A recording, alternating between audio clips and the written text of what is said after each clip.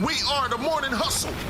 What looked to be like another assassination attempt took place. The White House Correspondents' Ballroom had a guy that ran up in there and tried to shoot up the spot. He ended up shooting a Secret Service man who was injured but not killed before they apprehended him. And the whole thing just looked fake. Like, there's people sitting around acting like nothing happened at all. There's been little leak conversations that happened before it took place that made it seem like they were expecting something to happen. But either way, it went down, and 31-year-old Cole Allen from California has been arrested and charged with multiple weapons and, of course, this incident. It was ridiculous because people were getting interviewed before and they were like, tonight somebody's going to shoot their shot. Right. And You you're know what I'm like, saying? a guy was just sitting eating salad while everybody else was running. Yeah, it was I'm like, ridiculous. what? Now, the next day, Trump had a scheduled 60 Minutes interview, and Nora O'Donnell asked him about what the shooter said. What's the word? Oh, manifesto. What the shooter said in his manifesto, and Trump didn't like that. Well, I was waiting for you to read that because I knew you would, because you're horrible people. I'm not a rapist. I didn't rape anybody. I read the manifesto. You know, he's a sick person. You should be ashamed of yourself reading that. I'm not any of those things. Mr. President, and I was these are never. the gunman's words. Excuse me. You shouldn't be reading that on 60 Minutes. You're a disgrace. But go ahead. Let's finish the interview. Yeah, Everything that he wrote in You're the disgraceful.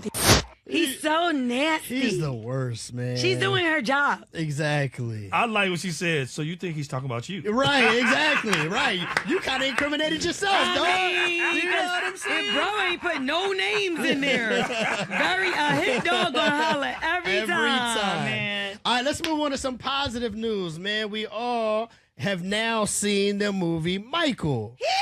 All right, over the weekend, despite the terrible reviews that critics were giving it, you see the quotations when I say critics, $217.4 million around the globe, and people are excited about it. Now, I don't even really want to dive into numbers and stuff, man. I just thought we talked a little bit about it Friday. You were the only one that saw it, or last week. You were the only. We talked about it this morning. Yeah, we talked earlier. a little bit about it this morning, and I just want to say that the movie was fun, man, and it was it was a lot of childhood memories unlocked. You know, a big point in the movie was that tour with the victory tour he took with his brothers, and I was like, yo, my mother took me to that tour.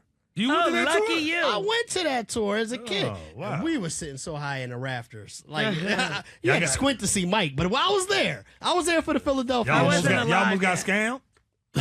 So I asked my mom about that. I was like, Mom, do you remember how we got the tickets? Because a big part of the story is how they were doing tickets in the lottery and stuff. And she didn't remember. She was like, I don't know. She was like, I think your grandmother might have won them or something like that and gave them to us. So I don't know how we got the tickets, but I do remember going to the show.